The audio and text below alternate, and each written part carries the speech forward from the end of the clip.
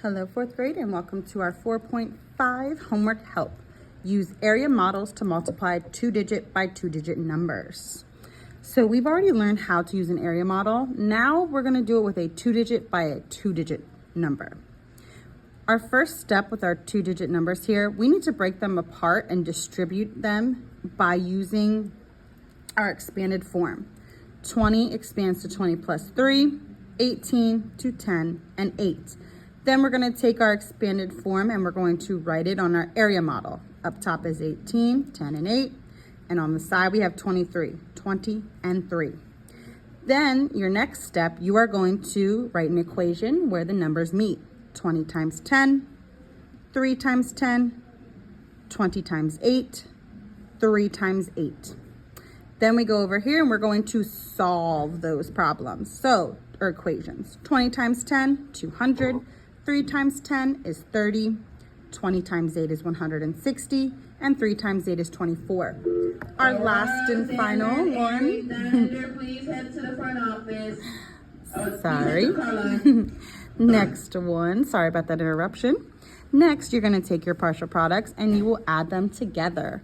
All of these added together is 414. Now, for numbers 1, 2, and 3, they already have the area model set up for you. You just need to multiply and figure out the product. For numbers 4 through 3, it's asking you to draw an area model to find each product, okay? So obviously you can see there's really not a lot of space here. I suggest pulling out a piece of fast scratch paper or any kind of extra paper you have with you to make your area models. All right, then I started to do this one earlier and my video got cut off, so that's why you see some numbers here. One trip, 82 people and 49 cars rode the ferry. About how much money did the ferry service collect for one trip? So over here it says it's $3 per person and $34 per car, but it's asking us, this keyword here says about how much money.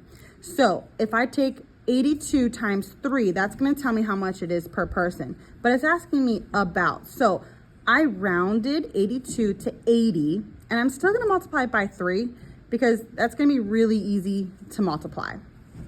Now, 49 cars are going to be $34 per car. I would suggest rounding each of these numbers. Okay, so you can figure out what you need to round them by. Then you're going to find your products, add them together to see how much money they would make for one trip. All right, number 15. There are 27 students in Miss Ramiro's class. Each student is assigned 15 different math problems. How many math problems are assigned to the whole class? Okay, so let's think about what we know. There's 27 students in the class. Each student is assigned 15 different problems. How many math problems are assigned to the whole class? Use the information here, create an equation. A small arena hosts a concert on Friday and a rodeo on Saturday. If 2,211 people attend the concert and 9,217 attend the rodeo, how many people visit the arena on Friday and Saturday?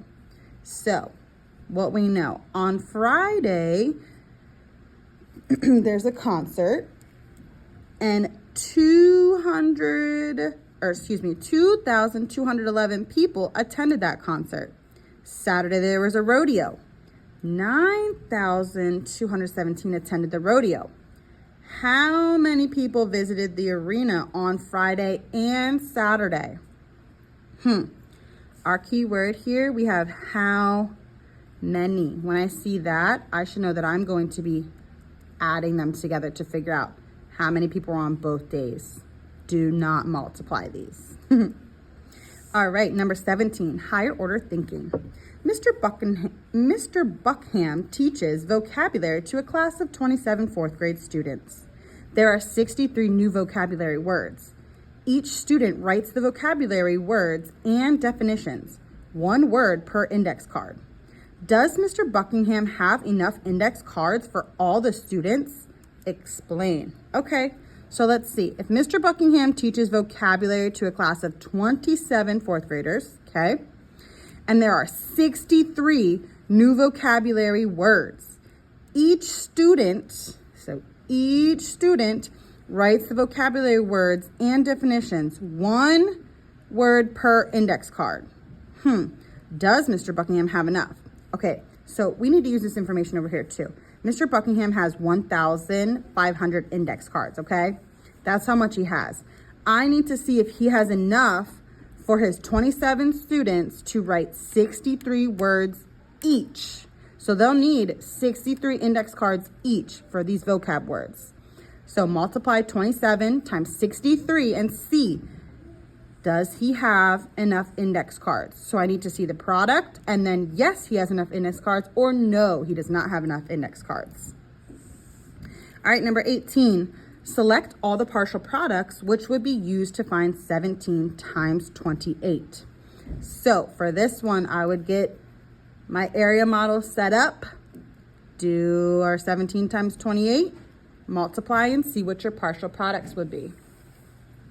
Last one, number 19. Select all the ways you can use breaking apart and the distributed property to find the product of 45 times 18. So you need to look in here on all these and read over all of them and see, do these equations, would they be the same thing as 45 times 18? Let's take a look at this first one. I have 45, good, I have my number there, times 20 minus 2. Well, 20 minus 2, is that 18? Yeah, this one would work. You could then use the distributive property to solve it. So, check your first one. Now, next one, I need you to go through and see, which ones make sense, okay? I need you to do the rest on your own. See you tomorrow.